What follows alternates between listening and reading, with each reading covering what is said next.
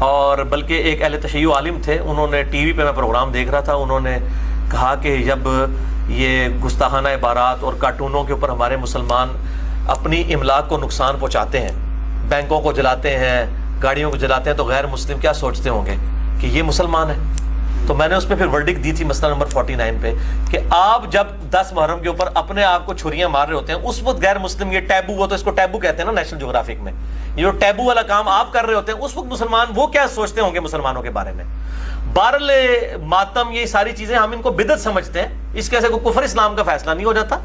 اور باقی جو شیعہ نے کلمے کے اندر جو چیزیں داخل کی ہوئی ہیں، کفر اسلام کا مسئلہ نہیں. کفر اسلام کا تب مسئلہ ہوگا جب وہ علی رسول اللہ کہتے ہیں. وہ تو کہتے ہی محمد اور آل محمد ہے. علی ولی اللہ کہتے ہیں تو آپ زیادہ تر سے بدعت کہہ دیتے ہیں. وہ تو ہمارے بریلوی حضرات نے میزان کے ساتھ درود شریف شامل کیا ہے، تو درود کو تو کوئی کفر نہیں کہہ سکتا. البتہ جن لوگوں نے کلمے میں تعریف کی ہے وہ ہم بتا دیتے ہیں، وہ آپ کے جو ہے نا وہ چچا زاد ہیں بریلوی اور دیوبندی. کسی نے اشرف علی رسول اللہ پڑھوایا، کسی نے چشتی رسول اللہ. تو شیعہ نے تو اس طرح کا کوئی کلمہ نہیں پڑھوایا ہوا. ٹھیک ہے نا؟ یہ جو ہے آپ علی ولی اللہ، ابو بکر ولی اللہ کوئی کہتا ہے اور اس کو ایڈ کر لیتا ہے، کلمے کے ساتھ ایڈ کرتا ہے، تو آپ زیادہ سے زیادہ اس کو کہہ سکتے ہیں کہ یہ بدعت. تو یہ جو ارتداد صحابہ کے کہتے ہیں قائل ہیں نعوذ باللہ، اور اس کے علاوہ یہ تعریف قرآن کے قائل ہیں، یہ تو خیر ساری اہل سنت تقریباً الزامات ہیں. تعریف قرآن کے قائل ہیں تو میرے بھائی میں نے پہلے بتایا کہ تعریف قرآن کا جو قائل ہے نا جی، وہ کافر ہے. مجھے یہ نا، میں کہتا ہوں چاہے وہ سنی ہے چاہے وہ شیعہ ہے، جو تعریف قرآن کا قائل ہے، جو یہ دو گتوں کے درمیان قرآن ہے، اس کو محفوظ نہیں سمجھتا، انا نحن نزلنا الذکر وانا لہ لحافظون، وہ کافر ہے.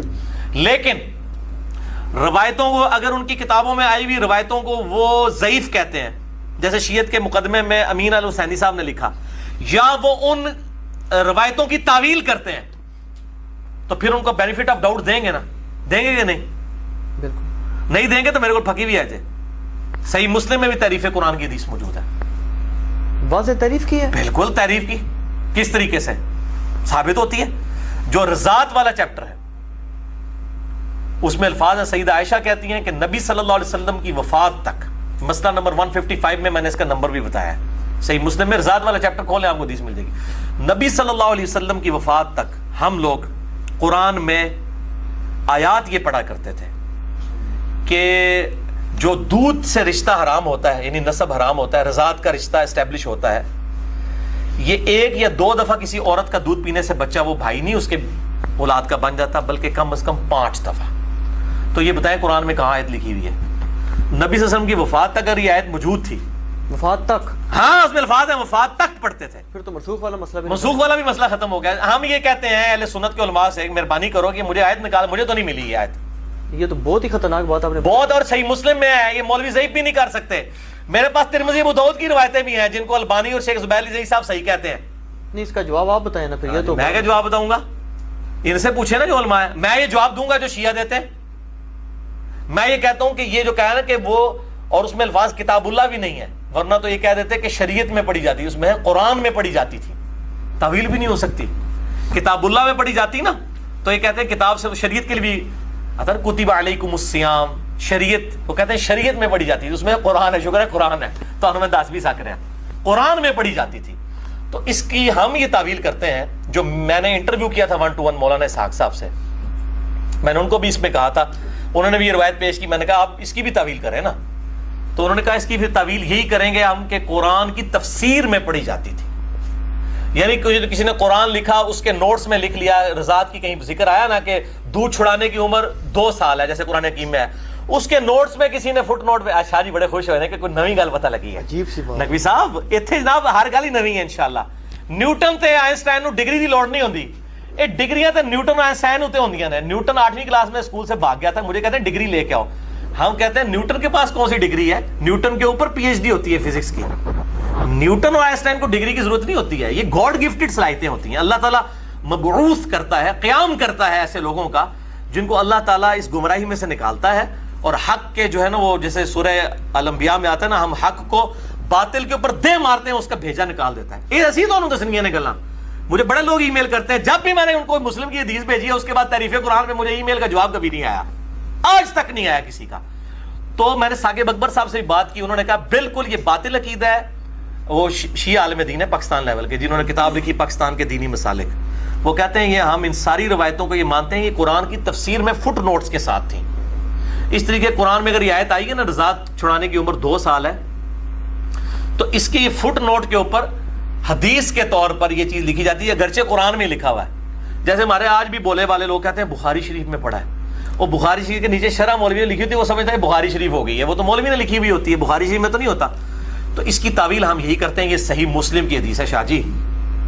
ترمذی ابو داؤد کی حدیث جو ہے اس میں تو بڑے خطرناک الفاظ ہیں. وہ حضرت عثمان ابن عفان سے آگے کوئی پوچھتا ہے کہ یہ بتائیے کہ یہ جو سورہ انفال ہے، سورۃ الانفال اور سورہ التوبہ، ان کو تم نے اکٹھا کر کے لکھ دیا، اس کے درمیان بسم اللہ بھی نہیں ڈالی ہے، کیا یہ نبی صلی اللہ علیہ وسلم نے اس طرح لکھوائی تھی؟ تو کہتے ہیں نہیں، یہ نبی صلی اللہ علیہ وسلم نے نہیں لکھوائی ہے. تو مجھے شک ہے کہ یا تو یہ دو الگ صورتیں ہیں، تو یا یہ ایک ہی صورت ہے، اس کا یہ آگے ضمیم ہے. اس لیے شک کی بنیاد پہ میں نے ان کو الگ کر کے لکھ دیا بیچ میں، اس لیے میں نے بسم اللہ نہیں ڈالی. یہ ترمذی میں، ابو داؤد میں موجود ہے، یہ روایت مشکات میں پہلی جلد میں فضائل قرآن والے چیپٹر میں مل جائے گی. شیخ البانی بھی صحیح کہتے ہیں، شیخ زبیر صاحب بھی صحیح کہتے ہیں. کرو مسئلہ حل. جبکہ شیعہ کے ہاں بھی روایتیں ملتی ہیں، اہل سنت کے ہاں بھی، کہ مصحف عثمانی پہ سیدنا عثمان کے مصحف پہ سنی شیعہ کا اجماع ہے. ایون شیعہ نے اپنی تفاسیر میں لکھا ہے کہ حضرت علی کا قول انہوں نے اپنی کتابوں سے نقل کیا ہے کہ عثمان نے جو کچھ اپنے دور میں کیا قرآن کے معاملے میں بھی عثمان کی جگہ ہوتا تو اسی طریقے سے کرتا. قرآن محفوظ ہے الحمدللہ. تو یہ شاہ جی آپ نے مجھ سے وہ باتیں نکلوا لی ہیں کہ اس کے بعد میری شہادت واجب ہو چکی ہوئی ہے. اللہ پاک رحم. ٹھیک ہے، تو شہید کے درجے میں ہم پہلے ہی ہیں، ہم نے کلمہ حق بلند کر دیا الحمدللہ. تو اب جب بھی کوئی تعریف قرآن کی بات کرے ان کو پہلے اپنے منجی ٹھلے ڈنڈا پھیرو، ٹھیک ہے؟ اچھا، اس پھر صحیح مسلم کے اوپر بھی فتویٰ لگاؤ یا پھر تعویل کرو. کہ وہ جو مولانا اسحاق صاحب کہتے تھے وہ تو ایک ہاتھ آگے نکل جاتے تھے نا، وہ کہتے تھے سنی میرے بھائی اور شیعہ میرے بھائی، یہ دونوں روایتیں دیوار پہ دے مارو. جو قرآن مشرق سے لے کے مغرب تک تواتر سے نقل ہوا ہے اور کوئی اور قرآن موجود ہی نہیں ہے، روایتیں ہی پھینک دو. وہ دوسری ایکسٹریم کو جاتے تھے. میں یہ کہتا ہوں کہ میں نے ان کو بھی اس میں کہا کہ آپ تعویل کریں کہ یہ تفسیر تھی. شرف الدین موسوی بھی یہ کہتا ہے. اچھا، وہ کیا کہتے ہیں وہ؟ اٹھو قرآن کا دفاع کرو، اس کی جو کتاب ہے وہ کہتا ہے جی روایت جو ہے اس کو چھوڑ دو. نہیں ٹھیک ہے، قرآن تواتر سے ہے، روایت. اچھا، اس میں یہ چیز ہے کہ اس پہ میں نے ایک مناظرہ سنا تھا، یہ سید طلب الرحمان شاہ کا کوئی سولت شاہ تھا کہ سولت کیا نام تھا اس کا، کوئی انٹرنیٹ پہ موجود ہے، وہ ابھی بھی اہل حدیثوں کی مرکز مین ویب سائٹ پہ موجود ہے.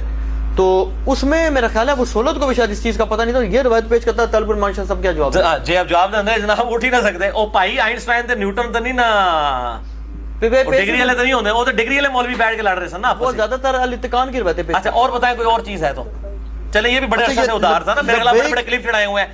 اور میں کہتا ہوں کہ قرآن کی حفاظت کا ذمہ اللہ نے لیا، یہ ہو ہی نہیں سکتا اس میں کوئی تعریف کر سکے.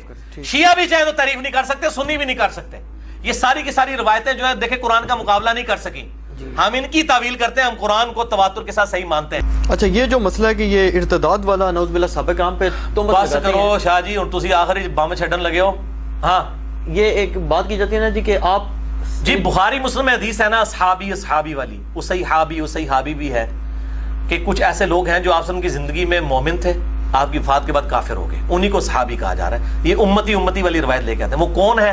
میں نے مسئلہ 96 میں بتایا کہ منکرین زکوٰۃ، مسلمہ کذاب کے ساتھ ملنے والے، حضرت ابوبکر صدیق کے دور میں جو ارتداد کا شکار ہوئے. بخاری مسلم میں آتا ہے ارتداد تو وہی ہوتا ہے جو آپ کی زندگی میں مسلمان تھا، حضرت ابوبکر کی زندگی میں وہ کافر ہو گیا. یہ وہ لوگ ہوں گے. شیعہ کی تکفیر کی باقی جو ہے نا وہ ہاں تکفیر کا معاملہ یہ ہے میرے بھائی جی، تکفیر کا معاملہ جو ہے نا یہ مسئلہ بڑا ایک ڈیفرنٹ ہو جاتا ہے. اس طرح اینالوجیز بنانی شروع کر دینا اگر ہم، تو معاملات بڑے بگڑ جائیں گے.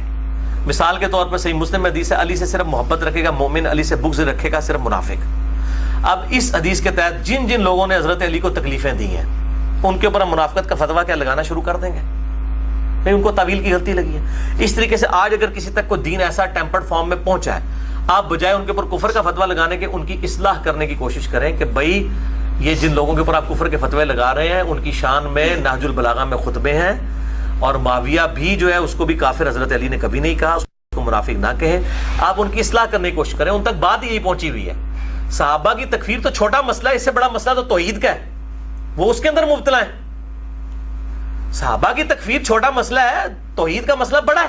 قرآن نے تو کہیں نہیں کہا کہ صحابہ کی تکفیر معاف نہیں ہوگی. پکڑ بھی سکتا ہے اللہ تعالیٰ. صحیح مسلم میں حدیث ہے جس نے کسی کو کافر کہا دونوں میں سے کافر ہو گیا، لیکن یہ اس صورت میں ہے کہ جب کوئی شخص اس کو مسلمان سمجھتے ہوئے کافر کہے. حضرت عمر نے نہیں تھا کہہ دیا ابن ابی بلتا کو، جس نے حضور کی مخبری کر دی تھی، صحیح بخاری میں آتا ہے حضرت علی کو نبی صلی اللہ علیہ وسلم نے بھیجا، وہ جوڑے میں سے خط نکال کے لایا وہ عورت والا. تو حضرت عمر نے کہا تھا کہ یا رسول اللہ اجازت دیں میں اس منافق کو قتل کر دوں. آپ نے فرمایا چھوڑو یہ بدری ہے, اللہ نے اگلی پچھلی خطائیں اس کی معاف کر دی ہوئی ہیں. نبی کے ساتھ خیانت کرنے والا منافق ہی ہو سکتا ہے, لیکن مسلمان تھا, اس کو غلطی تعویل کی لگ گئی.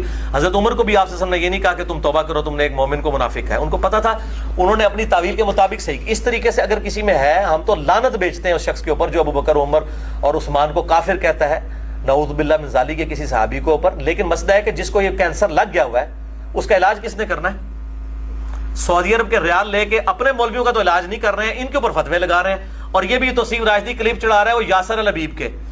یاسر الحبیب وہ رافضی ہے جس کو ایران والے کافر کہتے ہیں, پاکستان کے شیعہ کافر کہتے ہیں. رافضی وہ تو امام خمینی کو کافر کہتا ہے یاسر الحبیب, اور اس کے کلپ عربی والے چڑھا چڑھا کے جواب دے رہا ہے سنی عوام دیکھو شیعہ کیا کر رہے ہیں. اور شیعہ تو اس کو خود خبیث کہتے ہیں. یہ تو اسی طریقے سے ہے کہ میں قادیانیوں کے کلپ چڑھاؤں اور میں کہوں کہ جی دیکھو سنی شیعہ عوام یہ قادیانی کیا کر رہے ہیں, یہ تم اہل سنت میں سے ہی نکلے ہوئے ہیں. قادیانی کس میں سے نکلے ہیں؟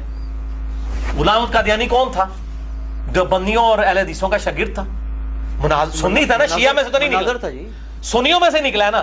تو کیا جب سنی اس سے اعلان برات کر چکے ہیں, قادیانیوں کا وبال اس پہ ڈالا جا سکتا ہے؟ یاسر الحبیب خبیث جو وہ بیٹھا ہوا ہے عرب ملکوں کے اندر, اور وہ تقریریں کر کے تو سیدہ عائشہ کے بارے میں بکواس کرتا ہے, اور قنوت نازلہ پڑھ رہا ہوتا ہے ابو بکر کے اوپر, عمر کے اوپر, ان کی یہ باتیں بتاتے ہیں. ان کو یہ پوچھو اللہ کے بندو, ان کے اوپر جو لعنت کر رہے ہو تم اپنا ٹائم ضائع کر رہے ہو. تو یہ بھی ساتھ پھر بتاؤ منافق نہ, میں نے پوری بات بتائی ہے, میں کہتا ہوں اس پہ بھی لعنت ہے, اور اس کے خلاف لیکچر چڑھانے والے جو ہیں وہ خود لعنت کے مستحق ہو رہے ہیں, حق چھپا کے آدھی بات کر رہے ہیں کہ اس کو تو شیعہ جو ہے خود رافضی کہتے ہیں. سعودی عرب میں اپنا ایران میں پابندی ہے اس شخص کو, ایران سے اس کو ملک سے نکالا گیا اسی خبیثت کے بعد, اور خامنائی صاحب نے فتویٰ دیا ہے باقاعدہ اس کے خلاف کہ یہ خبیث کا ہم سے کوئی تعلق نہیں ہے. ٹھیک ہے نا جی. تو جس چیز کو وہ آن ہی نہیں کر رہے, آپ ان کے حوالے کمزور پیش کر کر کے تو وہ مطلب ان کو چڑھائی کرنے کی کوشش کر رہے ہیں. بالکل بے ایمانی کر رہا ہے یہ. بھائی ریال آپ نے حلال کرنے, خدا کے لیے سچی بات کرو, ان لوگوں کا رد کرو جن کا رد بنتا ہے. ٹھیک ہے نا جی. یہ کس کو, اور پھر آپ نے جواب دینا ہے, وہ عربی میں کلپ ہے نا, تو عربی میں جواب دو, آگے عربی میں جواب دینا, پتہ لگے. اردو میں کلپ دکھا دکھا کے وہ جواب دے رہا ہے. ٹھیک ہے نا جی. تو اس طریقے سے یہ معاملات کر رہے ہیں, تو ان کو مطلب شرم و حیا کرنی چاہیے. تو اس طریقے سے نہیں ہوتی چیزیں. اور بس آخری سوال آپ سے ایک کر لوں, آخری بھی رہ گئے کہ حضرت, یہ اس میں لکھا نہیں ویسے میں کہہ رہا ہوں کہ حضرت امام مہدی علیہ السلام نے جب تشریف لانا ہے تو ان کے بارے میں مجھے جہاں تک پتا چلا کہ مفتی اکمل بریلوی صاحب جو انہوں نے تو یہاں تک کہہ دیا, اور غالباً دیوبندی بھی ایسی بات کرتے ہیں کہ جی امام حنیفہ کے مقلد ہوں گے. تو نہیں, انہوں نے لکھا, وہ قاضی ثناء اللہ پانی پتی نے لکھا ہے کہ امام حنیفہ کے مقلد ہوں. آپ کا قیاس ویسے کیا کہتا ہے کہ وہ قیاس کیا ہے؟ میں نے تو پورا لیکچر امام مہدی کے اوپر ریکارڈ کرا کے ان سارے منوسوں کا رد کیا ہے. مسئلہ نمبر 127 ہے, امام محمد مہدی رضی اللہ تعالیٰ عنہ علیہ السلام کی خلافت پہ پوری دنیا کے سنی اور شیعہ کا اجماع ہوگا, امت ان کو ایکسیپٹ کرے گی, ورنہ 500 امام مہدی قتل ہو چکے ہیں. بریلویوں میں آ گیا, بریلوی اہل حدیثوں نے نہیں ماننا, اہل حدیثوں میں آ گیا, دیوبندیوں نے نہیں ماننا, شیعہ میں آ گیا انہوں نے نہیں ماننا. وہ غیبی مدد اللہ کی خاص ہوگی کہ پوری امت ان پہ اتفاق کرے گی, اور وہ اللہ تعالیٰ کا وعدہ ہے. امام محمد مہدی پہ میں نے 2 گھنٹے کا لیکچر دیا, مسئلہ 127 وہ آپ دیکھ لیں جس کو شوق ہے, بڑی ڈیٹیل کے ساتھ, بالکل کلیئر کٹ ہے. میرا خیال ہے ہم نے کافی ساری باتیں بالکل آگے کر لی ہیں. باقی میرے لیکچر اتنے زیادہ ہیں, جس کو شوق ہے تو اہل سنت پاک.com پہ جائیں. اس میں ہم نے آل لیکچرز میں نا ایک ہمارا سب اس کا ٹائٹل ہے مین لسٹ آف مین ٹاپکس. اس کو آپ کلک کریں گے, اس میں پنجتن پاک کی نسبت سے میں نے 5ویں نمبر پہ خلافت و ملوکیت ریلیٹڈ لیکچرز رکھے ہوئے ہیں. وہ جتنے میں نے آج تک دی ہیں وہ اس میں آپ کو کمبائنڈ فارم میں مل جائیں گے. مسئلہ نمبر 101 ہو, 102 ہو, 61 ہو, یہ سارے کے سارے لیکچرز. یہ ریسرچ پیپر نمبر 5B واقعہ کربلا کا حقیقی پس منظر 72 صحیح الاسناد حدیث کی روشنی میں, اس میں بھی میں نے ان لیکچرز کے حوالے دیے ہیں. اللہ تعالیٰ سے دعا ہے جو حق بات میں نے کہی اللہ تعالیٰ ہمارے دلوں میں راسخ فرمائے. اگر جذبات میں میرے منہ سے کوئی غلط بات نکل گئی تو اللہ تعالیٰ ہمارے دلوں سے معاف کر دے. ہمیں کتاب و سنت کی تعلیمات پر عمل کر کے دوسرے بھائیوں تک پہنچانے کی توفیق عطا فرمائے. سبحانک اللہم و بحمدک اشہد ان لا الہ الا انت استغفرک و اتوب الیک وما علینا الا البلاغ المبین. جزاکم اللہ خیرا. لیکن آج کی نشست